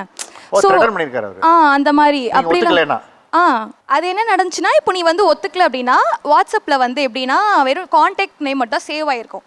அதனால அவர் என்ன பண்ணியிருப்பார்னா என்ன மாதிரி என் டிபியை வச்சுட்டு என் கான்டாக்ட் நேமே சேவ் பண்ணிவிட்டு நான் பேசின மாதிரியே வாட்ஸ்அப் லைக் வேறு ஃபோன்லேருந்து பண்ணிவிட்டு அது ஸ்க்ரீன்ஷாட் எடுத்து உங்கள் அம்மாவுக்கு அனுப்புனேன்னா நீ பேசினு தானே நம்புவாங்க, நீ தானே என்கிட்ட பேசியிருக்க அப்படின்ற மாதிரி என்கிட்டயே அந்த ஸ்க்ரீன்ஷாட் அனுப்பும் போது எனக்கே பயமாக இருந்துச்சு. இதே 2 நாளாக மைண்டில் ஓடிக்கிட்டே இருக்கு என்ன பண்ணுறது அப்படின்னு சொல்லிட்டு. அப்போ என்ன ஆயிடுச்சுன்னா, இப்போ எனக்கு ஸ்கூலில் வந்து பேட்ச் பார்ட்டி ஃபேர்வெல்லாம் இருக்கும் போது வெளில போகவே ரொம்ப பயமாக இருந்துச்சு. இவங்க ஏதாவது வந்துருவாங்களோ, இவங்க ஏதாவது என்கிட்ட இது பண்ணிடுவாங்களோ அப்படின்னு ரொம்ப பயமாக இருந்துச்சு. அப்புறம் நான் வீட்டில் வந்து போக மாட்டேன், எனக்கு வந்து நான் போகலன்னு சொல்லிட்டு இருந்தேன். எங்கள் அம்மா அப்பாவும் ஏன் நீ தானே ஆசையாக போய் ட்ரெஸ் எடுத்து ஏன் போக மாட்டேன்னா, எனக்கு இப்படி அன்னைக்கு உட்காந்து பேசும்போது சொல்லிட்டேன் இந்த மாதிரி என்னை இது பண்ணுறாங்கப்பா. எங்கள் அப்பா வந்து உன்னை பற்றி தான் எனக்கு தெரியுமேடா, நீ இதை ஃபஸ்ட்டே சொல்ல வேண்டியதானே, நான் பார்த்துருப்பேனே, நான் வச்சுப்பேனே அப்படின்னு சொல்லிட்டு நான் செம்மையாக அழ ஆரம்பிச்சிட்டேன். நான் இதை பண்ணலப்பா, நான் இது இந்த மாதிரி பேசவே கிடையாது அப்படின்னு. இதெல்லாம் ஒரு விஷயமே இல்லை, இதெல்லாம் வயசில் வர்றது தான், இதில் என்ன ஒரு பெரிய மேட்ரு, நான் பார்த்துக்கிறேன்னு சொல்லி எந்த அப்பாவும் அப்படி பண்ண மாட்டார். எங்கள் அப்பா அவங்கக்கிட்டே ஃபோன் பண்ணி பேசினாரு டேரெக்டாக. ஆமாம், நான் நேரில் பார்த்து அந்த பையன்கிட்ட பேசினேன். என்ன சொன்னீங்க? ஏஜில் வர எல்லாருக்கும் வர ப்ராப்ளம் தான் இது வந்து இதே ஸ்பேஸை வந்து நீ கொடுத்துட்டே இருந்தீங்கன்னா திருப்பி டார்ச்சர் பண்ணால் நாங்கள் வந்து அடுத்த ஸ்டேஜுக்கு போக வேண்டியதுன்னு அவங்க அம்மா கிட்ட பேசி அவங்ககிட்ட பேசி அதுக்கப்புறமா அந்த ப்ராப்ளத்தை சால்வ் பண்ணால் அவரும் வந்து புரிஞ்சுக்கிட்டார். அதாவது உங்கள் அப்பா ஒரு ஆண் தேவதை அப்படின்னு சொன்னால் எந்த விஷயத்துக்காக அதை சொல்லுவீங்க? எங்கள் ஃபேமிலி நிறைய கஷ்டம் இருக்கும், இது வரைக்கும் அவர் அழுது நான் பார்த்ததே இல்லை. ரொம்ப கஷ்டம், நாங்களாம் அழுவோம், எங்கள் அம்மா நானே அண்ணெல்லாம் அழுவோம். ஆனால் இது வரைக்கும் அவர் அழுது நான் பார்த்ததே இல்லை. என்கிட்ட ஷேர் பண்ணலாம், எவ்வளோ வேணால் ஷேர் பண்ணலாம், அதை பற்றி எனக்கு கவலை கிடையாது. எனக்கு தெரியணும் அவங்க வலி என்ன வேதனை என்னன்னு எனக்கு தெரியலாம். அழுகலாமா? என்கிட்ட அழுகலாம், வெளியில் போய் அழக்கூடாது. வெளியில் அவங்க போல்ட்னஸ் வந்து போயிடக்கூடாது. அந்த போல்ட்னஸ் எனக்கு ரொம்ப பிடிக்கும். அந்த மாதிரி ஒரு பையனை தான் நான் எதிர்பார்ப்பேன். ஆண்கள் அழுகாமல் இருந்தால் தைரியமானவங்க வீரமானவங்கன்னு யாரோ சொல்லி உங்களை காலங்காலமாக ஒரு இடத்துல மென்டல் ப்ரிப்பரேஷன் பண்ணி வச்சுருக்காங்க. நான் கூட ஒரு ரியாலிட்டி ஷோலேருந்து அதில் நான் கண்ணீர் விட்டுருக்கேன். அதுக்காக எனக்கு தைரியம் இல்லைன்னு அர்த்தம் இல்லை. படம் பார்க்கும்போது சில உணர்வையான காட்சிகள்லாம் கண்ணீர் வரதான் செய்யும். நீங்கள் உணர்வை அடக்கி அதுக்கு எகெயின்ஸ்டாக ஒன்று பண்ணி அதுதான் வீரம், அதுதான் பெரிய தைரியமாக பார்க்கப்படுது இருக்குல்ல, அதை மாற்றிக்கங்கன்னு சொல்கிறேன். Okay sir. உங்களை எல்லாம் ஒரு லிட்டில் பிரின்சஸ்ன்னு சொல்கிறாங்க, அப்பா ஒரு ஆண் தேவதைன்னு சொல்கிறதா இருந்தால் இந்த லிட்டில் பிரின்சஸ் என்ன காரணத்துக்காக அதை சொல்லுவீங்க? அவர் ஆக்சுவலி வந்து பாவப்பட்ட ஜென்மம் சார். தேவதைன்னு சொல்கிறதோட பாவப்பட்ட ஜென்மம். அவருக்கு வந்து 2 தங்கச்சி, ஒரு அக்கா, ஒரு தம்பி. எங்கள் சித்தப்பா வந்து சிங்கப்பூரில் இருக்காருன்னா அதுக்கு காரணம் எங்கள் அப்பா வந்து அவருக்கும் அப்பாவாக இருந்து அவரை படிக்க வச்சு அனுப்பியிருக்காரு. எங்கள் 3 அதாவது அத்தைக்கும் கல்யாணம் பண்ணது எங்கள் அப்பா தான். இன்னைய வரைக்கும் நாங்கள் 3 பொண்ணுங்க இவ்வளோ ஃப்ரீடமாக இவ்வளோ சந்தோஷமாக இருக்கோம். ஒரு சின்ன ஒரு கஷ்டத்தை கூட எங்கள் கண்ணுக்கு காமிக்காமல் இருக்காருன்னா அவ்வளோ கஷ்டத்தையுமே அந்த பாவப்பட்ட ஜென்மம் வந்து பார்த்துட்ருக்கு. எங்கள் அப்பாவை ஆண் தேவதைன்னு அந்த க்ரௌனை நான் அவருக்கு கொடுக்கறது எனக்கு ரொம்ப பெருமையாக இருக்குது. எங்கள் அப்பா உண்மையாகவே ஒரு ஆண் தேவதை, அவரோட வாழ்க்கையை இழந்த ஒரு ஆண் தேவதை. உங்கள் அப்பா ஆண் தேவதை அப்படின்னு ஒரு கிரீடம் சூட்டுறதா இருந்தால் எந்த காரணத்துக்காக அதை செய்வீங்க? எங்கள் அப்பா தான் எங்களோட பாத்ரூம் போகிற அந்த துணியை கூட சின்ன இதில் துவைச்சி போட்டிருக்காங்க. நான் இப்போ வந்து பீரியட் டைமில் இருந்தால் எங்கள் அம்மாவுக்கு கொஞ்சம் உடம்பு சரியில்லை, இப்போ என்னோடய ட்ரெஸ்ஸை கூட எங்கள் அப்பா வந்துட்டு துவைச்சி தருவாங்க. அதே மாதிரி ஸ்பீச் காம்படிஷன், எஸ்ஏ காம்படிஷன் எதுவாக இருந்தாலும் ஒரு பொம்பளை பிள்ளைக்கு இதோ இந்த ரெஸ்ட்ரிக்ஷனோட இருக்கணும் அப்படின்னு சொல்லாமல் எங்களை வந்து முன்னேற்றி பார்க்கணுன்னு ஆசைப்பட்டார் எங்கள் அப்பா. ஒரு மாற்றுத்திறனாளியாக இருந்தேன் அவருக்கு பொண்ணாக பிறந்ததுக்கு நான் ரொம்ப பெருமைப்படுறேன். நிச்சயமாக எங்கள் அப்பா ஒரு ஆண் தேவதை. இதை நான் நேராக எதுவும் சொன்னதில்லை, இப்போ தான் சொல்கிறேன். எங்கள் அப்பா ஏன் எனக்கு ஆண் தேவதைனா எங்கள் அம்மா தான் சார் சொல்லியிருக்காங்க. எங்கள் பாட்டிக்கு வந்துட்டு கல்யாணம் பண்ணிக்கோன்னு சொல்லும்போது 8 வருஷமாக குழந்தைல கல்யாணம் பண்ணிக்கோன்னு சொல்லும்போது எங்கள் அப்பா இல்லை, எங்கள் அம்மா தனியாக இருந்துருவாங்கன்றதுக்காக எங்கள் அப்பா 8 வருஷம் எனக்காக வெயிட் பண்ணியிருக்காரு. ஸோ எனக்காக வெயிட் பண்ணதுனால எங்கள் அப்பா எனக்கு ஆண் தேவதை. ரொம்ப அழகாக சொன்னீங்க. 8 வருஷம் உங்களுக்காக வெயிட் பண்ண ஒரு ஆண் தேவதை. எங்களுக்கு வந்து ஒரு 8 வருஷம் குழந்தை இல்லை. கிராமத்தில் என்ன சொல்கிறாங்க, இல்லை உன் பிள்ளைக்கு வேறு கல்யாணம் பண்ணி வச்சுருங்க, பொண்ணு சரியில்லை அப்படின்னு சொன்னாங்க. 8 வருஷம் கழிச்சு பிறந்ததுனாலயா என்னன்னு தெரியல, எங்கள் அம்மா என்னை அடிப்பாங்க போவாங்க. எங்கள் அப்பா சீன்ற வார்த்தை கூட என்ன சொன்னது கிடையாது. நான் பிறந்ததுலேருந்து இப்போ வரைக்கும் நீ ராசியானவமா, நீ ராசியானவமா இப்படி தான் சொல்லிட்டு இருப்பேன். பசங்க இப்போ ஸ்கூலுக்கு போய் அங்கே யாருன்னா என் பசங்களை வந்து நீ கீழ் ஜாதி அப்படின்னு ஏதோ சொல்லிடக்கூடாதுன்னு ரிலீஜனே மாற்றி விட்டாரு. எங்கள் ஃபேமிலியில் எல்லாருமே ஹிந்துஸு, நானும் என் தம்பி மட்டும் கிறிஸ்டியன். ஸோ நாங்கள் வந்து SC ST, ஆனால் நானும் என் தம்பி மட்டும் ரோமன் கேத்தலிக். இங்கே நிறைய நேரங்களில் சமூக நீதிக்காக கூட கடவுளை மாற்ற வேண்டிய சூழல் வந்திருக்கு பாருங்க. எங்கள் வீட்டில் இன்னமும் மாதா ஃபோட்டோவும் இருக்கும், மேலே கணபதி, சரஸ்வதி, கிருஷ்ணர் ஃபோட்டோ எல்லாமே இருக்கும். இது உங்கள் பொண்ணு சிரிச்சுக்கிட்டே சொல்லுது, அதுக்கு பின்னாடி இருக்கிற வழி வந்து உங்கள் முகத்தில் எனக்கு தெரியுது. ஏன்னா அது it's not a small decision. எதனால் அப்படி ஒரு முடிவு எடுத்தீங்க? நம்மக்கிட்ட வந்து ஒரு நோட் புக்ஸோ ஒரு புக்கோ வாங்கணுன்னா ஊர் உள்ளே போகணும். ஸோ ஊர் உள்ளே போனோன்னா செப்பல் போட முடியாது. ஸோ நான் சொல்கிறது வந்து அந்த காலகட்டத்தில் இப்போ எல்லாம் நார்மலாக இருக்காங்க. டேடி வந்து ஒரு வாட்டி நல்லா ஜாலியாக அவங்க ஸ்கூலில் ஃபங்க்ஷன் இருந்துச்சா, அப்போ டேடி வந்து சூப்பராக பாட்டெலாம் எழுதுவார். ஒரு கூட்டு கிழியாக ஒரு தோப்பு குயிலாக, அந்த பாட்டு வந்து டேடி ஃபஸ்ட்டு பாடினாரா 8th ஸ்டாண்டர்டில். ஓன் லிரிக்ஸு, பட் மியூசிக், இந்த மியூசிக்கில் டேடி அப்போவே பாடியிருக்காரு. பட் ப்ரைஸ் வந்து வேறு யாருக்கோ கொடுத்துட்டுருக்குறாங்க. ஸோ எங்கள் அப்பா என்ன சொன்னார்னா, உன் டேலண்ட்டுக்கான ப்ரைஸ் உனக்கு கிடைக்காம போயிடுச்சுன்னா என்னால் அது தாங்க முடியாது. அதனாலேயே டேடி வந்து என்னை ஒரு dance class, Carnatic class, Bharatanatyam, western class எல்லாத்துலேயும் சேர்த்து நான் எல்லாத்துலேயுமே எவ்வளோ ப்ரைஸஸ்லாம் வாங்கி வச்சுருக்கேன். எங்கள் அப்பாவுக்கு அது ரொம்ப பிடிக்கும். நான் ப்ரைஸ் எடுத்துன்னு வந்தால் என் பொண்ணு ப்ரைஸ் எடுத்துன்னு, ஏன்னா எங்கள் அப்பானால் அன்றைக்கி வாங்க முடியல. He deserved it back then. So அது எல்லாத்துக்குமே சேர்த்து நான் பண்ணுறேன்னு நினைக்கிறேன். I have so many male friends. That is because எங்கள் அப்பாவை பார்த்து தான். எங்கள் அப்பா தப்பில்லை, ஸோ எல்லா ஆம்பளையும் தப்பில்லைன்ற ஒரு POV. உங்கள் அப்பா ஏன் உங்களுக்கு ஆண் தேவதை? பசிக்கும், கையில் எங்கள் அப்பா கிட்ட காசு இருக்காது. அப்போ என்ன பண்ணுவாங்கன்னா, எனக்கு பிரியாணி வாங்கி கொடுப்பாங்க, எங்கள் அப்பா பழைய கஞ்சி சாப்பிடுவாங்க. இது வரைக்கும் எனக்கு ஒரு பீரோ ஃபுல்லாக துணி இருக்குது, ஒரு செல்ஃப் ரேக் ஃபுல்லாக எனக்கு செருப்பு இருக்குது.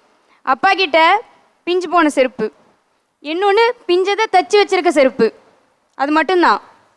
நாங்கள் சொல்லியிருக்கேன் நிறைய டைம், எங்களுக்காக இவ்வளோ செலவு பண்ணுறீங்கல்ல, உங்களுக்கு செலவு பண்ணி ஒரு சட்டை வாங்குங்க, ஒரு செருப்பு வாங்குங்க, ஒரு பேண்ட் வாங்கி போடுங்க, ஒரு வாட்ச் வாங்குங்க. வாங்க மாட்டாங்க. எங்களுக்காக இவ்வளோ சாப்பாடு வாங்கி கொடுக்குறீங்களா, நீங்கள் ஏன் கஞ்சி சாப்பிட்றீங்க, எனக்கு இதுவே போதுமா, நீங்கள் சாப்பிட்றதுல தான் எனக்கு வயிறு நிறையும் அப்படின்வாங்க. சின்ன வயசில் எங்கள் வீடு ஓலை வீடு தான். அப்போது மழை பெஞ்சதுன்னா ஒழுகும், ஃபுல்லாக ஒழுகும். நாங்கள் சின்ன பிள்ளைங்க. எனக்கு ஆனால் இது இன்னும் ஞாபகம் இருக்குது. எங்கள் அப்பா நடுவில் சென்டரில் உட்காந்துருப்பாங்க, எங்கள் அப்பா மடியில் நான் என் தம்பி படுத்திருப்போம், அம்மாவையும் படுக்க வச்சுட்டு ஒழுகிற வீட்டில் ஒரு இரும்பு ரேக் அந்த தகரம் மாதிரி எங்கள் அப்பா பிடிச்சி வச்சுருப்பாங்க. நைட்லேருந்து காலையில் வரைக்கும் பிடிச்சி வச்சுருப்பாங்க. நாங்களாம் அப்பா மடியில் நிம்மதியாக தூங்கிட்டு இருப்போம், அப்பா நினைஞ்சிக்கிட்டு பிடிச்சிட்டு இருப்பாங்க.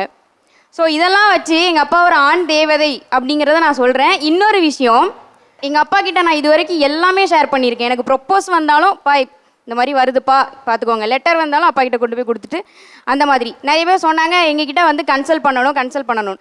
அந்த கன்சல்ட் பண்ணுறதுக்கான ஃப்ரீடமை கொடுக்கணும். அந்த ஃப்ரீடம் எனக்கு எங்கள் அப்பா கொடுத்துருக்காங்க. அதனால எங்கள் அப்பா எனக்கு ஒரு ஆண் தேவதை. உங்கள் அம்மாவே உங்களுக்கு பிள்ளையா வந்து பிறந்திருக்கு. இப்போ உங்கள் அம்மா உங்களை பற்றி திருப்பி சொல்லும்போது உங்கள் மனநிலை எப்படி இருந்துச்சு? என்னை பற்றி இவ்வளோ வச்சுருக்காங்கங்கிறதே எனக்கு இப்போ தான் தெரியுது. பொதுவாக அவங்க என்னென்னா, ஒரு கோயில் குளத்துக்கு போனால் கூட யாராவது ஒருத்தர் கை இப்படி ஏந்திட்டாங்கன்னா கண்ணீர் விட்டுருவாங்க. நான் எதுக்குமே அழுக மாட்டேன். அந்த என் பொண்ணு அழுதுருச்சுன்னா என்னால் தாங்காது. தர்மத்துக்கு கை ஏந்திட்டாங்கன்னா அந்த பிள்ளை அழுதுரும். அப்போ தர்மம் எடுத்து கொடுக்கணுன்னா என் பாக்கெட்டில் எடுக்கிறதுக்குள்ளே என் பாக்கெட்லேருந்து எடுத்து அப்படியே கொடுத்துரும். இதுக்காகவே நான் என்ன பண்ணுறேன், கோயிலுக்கு போனேன்னா எடுத்து சில்லற மாதிரி கையில் வச்சுக்குவேன். நான் எடுத்து வந்துட்டானா இவன் கையில் எடுத்து நீட்டிகிட்டே இருப்பேன். இல்லைன்னா கையில் எவ்வளோ இருக்குன்னு தெரியாமலே பிடிங்கி கொடுத்துரும். கேட்டிங்களா?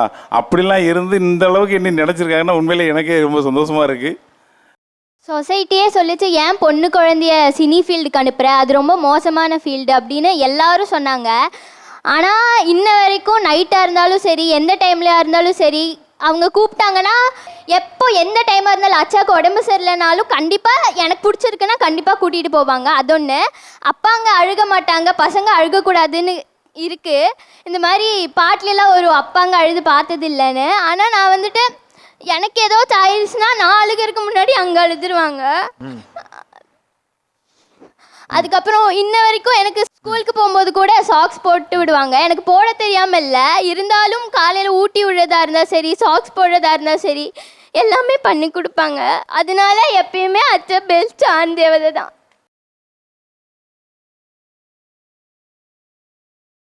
ரொம்ப அழகாக சொன்னீங்கம்மா. எங்கள் வீட்டில் வந்து இதான் நான் சொன்னேன்லம்மா, ஆம்பளைங்க அழுக மாட்டாங்கன்னு சொல்லி. இப்போ நான் தைரியம் இல்லாத ஆளுக்காக அழுகலை, உணர்வு ஒரு இடத்துல. இப்போ அவங்க அப்பாவை பற்றி தான் அவங்க சொன்னாங்க, எனக்கு என் அப்பா ஞாபகம் வந்துருச்சு.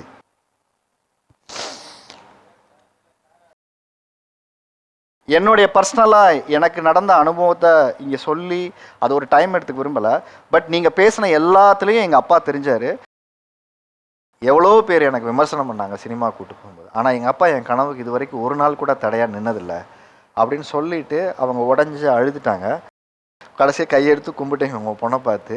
ஏன் கோயம்புத்தூர்லேருந்து வர்றேங்க, நான் வருஷம் பேசியிருந்தேன். சினி ஃபீல்டு அவளுக்கு பிடிக்குதாட்டிருக்குது அப்படின்னு எனக்கு மனசுக்குள்ளே பட்டுருச்சு. அது இல்லாமல் அவளுக்கு சின்ன சின்ன ஆக்டிவிட்டி நானே கெஸ் பண்ணிட்டேன் சார். இவளுக்கு ஏதோ இருக்குது, இவ்வளோ யார் கொண்டு வர்றது, எனக்கு சினி ஃபீல்டுனா என்னென்னு தெரியாது சார். அப்புறம் சரின்ட்டு எப்படி போகிறது உள்ள சினி ஃபீல்டுன்னா கொஞ்சம் ஒரு ஃபேஷன் ஆச்சு. என்னால் ஃபேஷன் எப்படி பண்ண முடியும், நான் 10வது தான் படிச்சிருக்கிறேன், ஃபேஷன் எப்படி பண்ண முடியும் அப்படின்ட்டு இப்படி யோசிச்சுட்டு இருந்தேன். கொஞ்சம் கொஞ்சம் ஒரு ஃப்ரெண்டு மூலியமா ஜூனியர் ஆர்டிஸ்ட்டை உள்ளே போனேன்.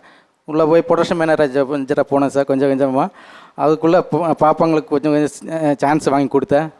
அவங்களுக்காக நீங்கள் அங்கே போய் உள்ளே போய் ஆமாம் சார், எனக்கு ரூட்டு கிடைக்கணும்ல சார். 2 பொட்ட பிள்ளைங்க எப்படி அனுப்புறது, எல்லாருமே சொல்லுவாங்க பொட்ட பிள்ளைங்க போகக்கூடாது அப்படின்னு. அப்புறம் சரின்ட்டு அப்படி கொண்டு போயிட்டேன். அவங்க 2 பேர்த்து ஷார்ட் ஃபிலிமு, அப்புறம் வெப் சீரிஸ் இதெல்லாம் பண்ண வச்சுட்டேன் சார். அப்புறம் ஒரு ஃபீச்சர் ஃபிலிம் பண்ண வெற்றி சார் படத்தில். அப்புறம் நான் இப்போ ஒரு டைரக்ஷன் பண்ண போகிறேன் சார் ஒரு படம். நீங்கள் டைரக்ஷன் பண்ண போகிறீங்க? ஆமாம் சார். பெண் பிள்ளைகளை பெற்ற அப்பாக்களின் கதைகள், அதாவது இந்த ஜேர்னி கேட்கும்போது உண்மையிலே எனக்கு ரொம்ப மிரட்சியாகவும் ஆச்சரியமாக இருக்குது. இவர் என்னடானா நான் வந்து செக்யூரிட்டி வேலையை விட்டுட்டு நான் படித்து மேலே போனேன்னாரு, வெளிநாடு போகிறத விட்டுறேங்கிறாரு. நீங்கள் லேத்து வேலையை விட்டுட்டு சினிமாவில் ப்ரொடக்ஷன் மேனேஜர் அசிஸ்டண்டாக இப்போ டைரக்டராக வேறு ஆக்கியிருக்கீங்க. அதுக்கு உங்கள் பொண்ணு தான் ஒரு காரணமாக இருந்திருக்கு. ஆமாம் சார். சொத்துன்ட்டு எதுவுமே சம்பாதிக்கல. நான் வந்து ஒரு 60 கிலோ தங்கம் மட்டும்தான் சேர்த்து வச்சுருக்கேன் சார். இங்கே ஒரு 40, வீட்டில் ஒரு 20 கிலோ இருக்குது சார். அது மட்டும்தான் சார். வீட்டில் ஒரு 20 கிலோ இருக்காது, வீட்டில் ஒரு 20 கிலோ சார். சின்னவா எங்கள் அப்பா சொல்லுவார் லைஃபே வேணாம், இந்த ரொம்ப ஃபினான்ஷியலாக கஷ்டமாக இருக்குன்னு முடிகிற போகிற நேரத்தில் சொல்லுவார். வண்டி எடுத்துகிட்டு போய் ஹைவேல விட்டுலான்னு இருந்தம்மா.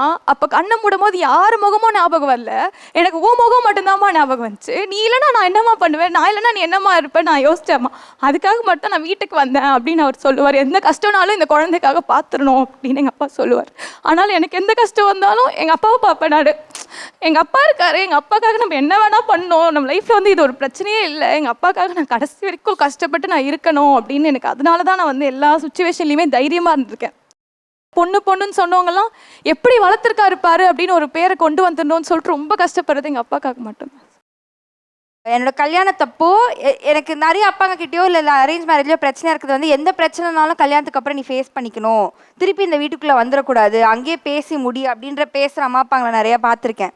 எங்கள் அப்பா என்னை தனியாக கூட்டிகிட்டு போயிட்டு, அந்த புகுத வீடு தான் உன் வீடுன்னு கிடையாது, இந்த வீடு உனக்கு நேற்றும் உன் வீடாக இருந்தது, இன்றைக்கும் இது உன் வீடு, நீ 40 வருஷத்துக்கு அப்புறமாவும் நான் இருக்கிற வீடு உன் வீடு தான் அப்படின்னு ஒரு கான்ஃபிடன்ஸ் கொடுத்துறாது. எந்த பிரச்சனாலும் கல்யாணத்துக்கு அப்புறம் என் அம்மா அப்பா கிட்ட நான் போகலாம், நான் மறைச்சி உரிச்சு பண்ண வேணாம் அப்படின்ற ஒரு கான்ஃபிடன்ஸ் ஒன்று கொடுத்தாரு. இது எல்லாத்தையும் தாண்டி எங்கள் அப்பா எனக்கு பண்ணது என்னென்னா, என்னோட கல்யாணம் வந்து ரொம்ப கிராண்டாக நடந்தது. நல்லா மெனு பார்த்துட்டு இதெல்லாம் மெனுவில் இருந்ததா எனக்கே தெரியாது அப்படின்ற மாதிரி பண்ணி கொடுத்தாரு. எல்லாமே பண்ணி முடிச்சுட்டு கல்யாணத்தோட முடிவில் வந்து வாவா என் தேவதையை பாட்டு எனக்காக அவர் பாடினார். ஸ்டேஜில் நான் ஃபோட்டோ எடுத்துகிட்டு இருந்தேன். கெஸ்ட் எல்லாரும் கூட ரிசப்ஷனில் நின்றுட்டு கீழே நின்று அப்பா பாட்டு பாடுறாங்க, கண்ணிலேருந்து தண்ணி தாரே ஊற்றுது. அங்கே போய் நின்று ஒரு அந்த 5 நிமிஷம் அந்த பாட்டு ஃபுல்லாக பாடினார். ஸ்டார்டிங் வந்து அந்த பெண் பிள்ளை பிரியும் போது தந்தைக்கும் மகளும் காண உறவு என்ன அப்படின்னு கேட்குறப்போலாம் எனக்கு சின்ன வயசுலேருந்து அப்பா வளர்த்தது எல்லாமே நான் கண்ணு முன்னாடி வரணும்னா என் தேவதையே பொன்பாய் பேசும் தாரகையே பொய் வாழ்வின் பூரணமே பெண் பூவேவா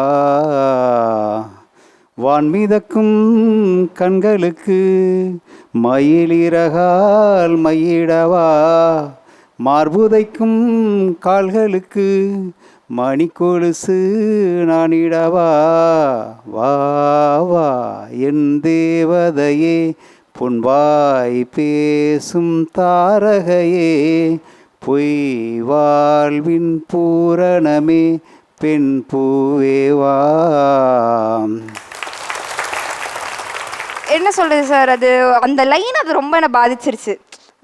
மகளுக்கும் தந்தைக்கும் உள்ள உறவு என்ன, பெண் பிள்ளை பெற்றவரை விட்டு பிரியும் போது அந்த லைன் வந்துட்டு இதுக்கு மேலே உனக்கு எனக்கு என்ன உறவு அப்படின்னு கேட்குறப்போ எங்கள் அப்பா எனக்கு சொன்ன பதில் வந்து நீ என்றைக்குமே எனக்கு மகள் தான், உனக்கு என்றைக்குமே அப்பா தான் அப்படின்றது எனக்கு ரொம்ப ஆணித்தரமாக பதிஞ்ச ஒரு விஷயம். உங்கள் அப்பா ஆண் தேவதை அப்படின்னு ஒரு கிரீடம் சூட்டுறதா இருந்தால் எந்த காரணத்துக்காக அதை செய்வீங்க? நம்ம லைஃப்பில் ஒரு ஸ்பார்க் வரும், அந்த ஸ்பார்க்கு தான் ஆண் தேவதைன்றதை ப்ரூவ் பண்ணும்.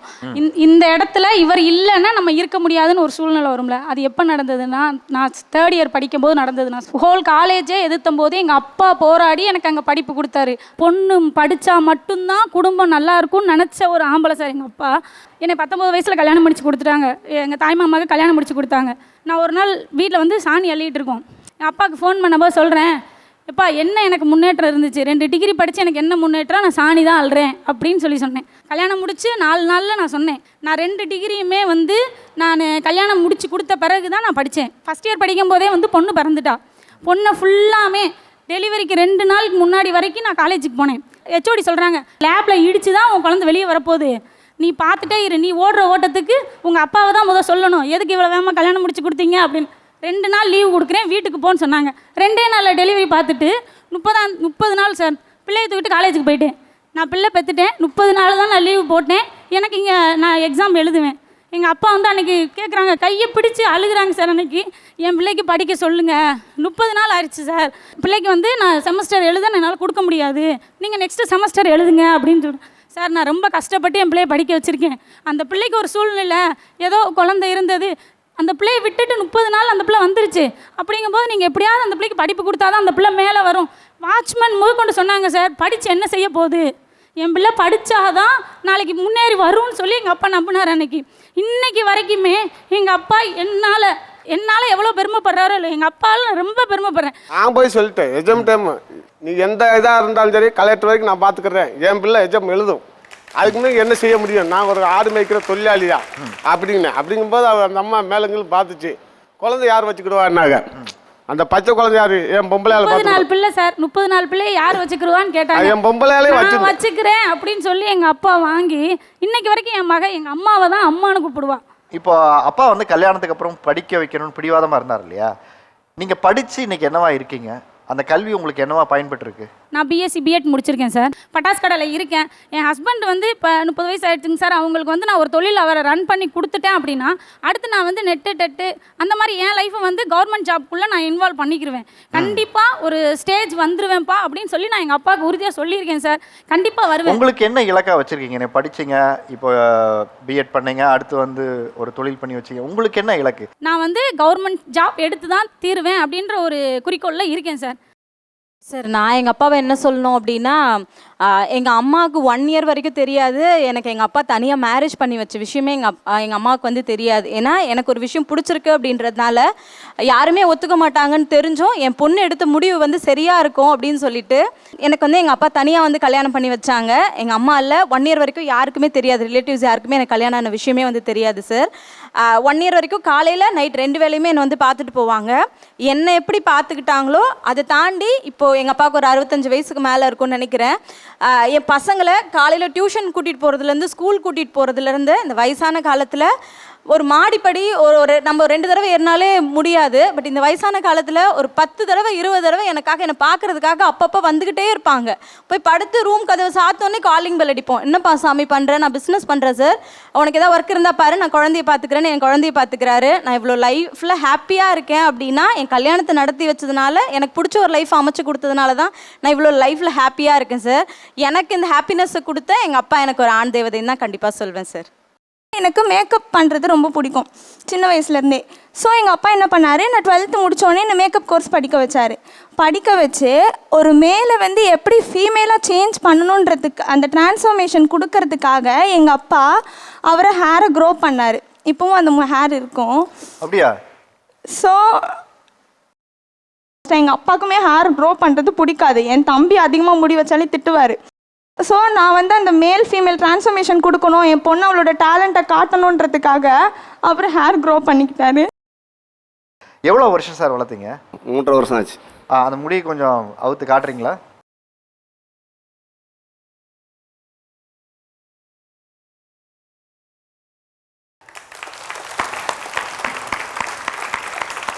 பத்தலை. எல்லா அப்பாக்களுக்கும் சேர்ந்தானே கொடுக்குறீங்க. நிகழ்ச்சியோட இறுதிக்கு வந்தாச்சு. சிறப்பாக பேசியவர்களுக்கு சிறப்பு பரிசு கொடுக்கும் நேரம் இது. ஏஎஸ்டி மைக்கிட்ஸ் வழங்கும் உங்களுக்கான ஒரு gift hamper sir. Diamond pressure cooker வழங்கும் உங்களுக்கான ஒரு கிஃப்ட் ஹேம்பர்மா. அடுத்ததாக ரொம்ப முக்கியமான ஒரு விஷயத்த சொன்னார். நம்ம வீட்டில் ஒரு பிரச்சனைன்னு வந்தால் முதல்ல அதை ஹெல்த்தியாக டிஸ்கஸ் பண்ணணும். ஃபேமிலி மீட்டிங் அப்படின்னு ஒன்று போடுங்க. அது சார்ந்து ஒரு விவாதத்தை வீட்டுக்குள்ளே வைங்க. அது மூலிமா குழந்தைகள் பெற்றோர்களுக்குமான ஒரு நல்ல நல்லுறவை ஏற்படுத்துன்னு சொன்னார். வாங்க சார், 2 பேர் வாங்க. ட்ரைமி பாப்பட் வழங்கும் உங்களுக்கான ஒரு gift hamper sir. Diamond pressure cooker வழங்கும் உங்களுக்கான ஒரு கிஃப்ட் ஹேம்பர். 2 பேருக்கு ஒரு சிறப்பு பரிசு கொடுக்கணுங்கிறதுக்காக கணேச விலாஸ் கள்ளமுட்டாய் மதுரை நிறுவனத்தின் சிஇஓ அர்ஜுன் ராஜ் அவர்களை அன்போடு மேடைக்கு அழைக்கிறேன். கள்ளமுட்டாய் சாப்பிட்ருக்கேன், உங்களுக்கு பார்க்கணும். கல்வியின் முக்கியத்துவத்தை ரொம்ப அழகாக எடுத்து சொன்னீங்க. ஆடு மேய்க்கிறவராக இருந்தாலும் பிள்ளைங்க அத்தனை பேரும் படிக்கணும், அறிவு முக்கியம்னு போராடி பிள்ளைய படிக்க வச்சுருக்கீங்க. இன்றைக்கி தொழிலதிபராக ஆக்கியிருக்கீங்க. ரொம்ப சந்தோஷம் உங்கள் நிகழ்ச்சியை சந்திச்சு சார். பரிசு கொடுங்க. ஐஐடி செக்யூரிட்டி டு ஐஐடி அட்மினா அப்பாவை மாற்றிருக்கீங்கம்மா. ஒரு இன்ஸ்பிரேஷன் அப்பாவாக எல்லாருக்கும் மாற்றிருக்கீங்க. மீண்டும் மற்றொரு தலைப்பில் உங்களை சந்திக்கும் வரை உங்களிடமிருந்து விடைபெறுவது உங்கள் ஆரியர்ஜுன்.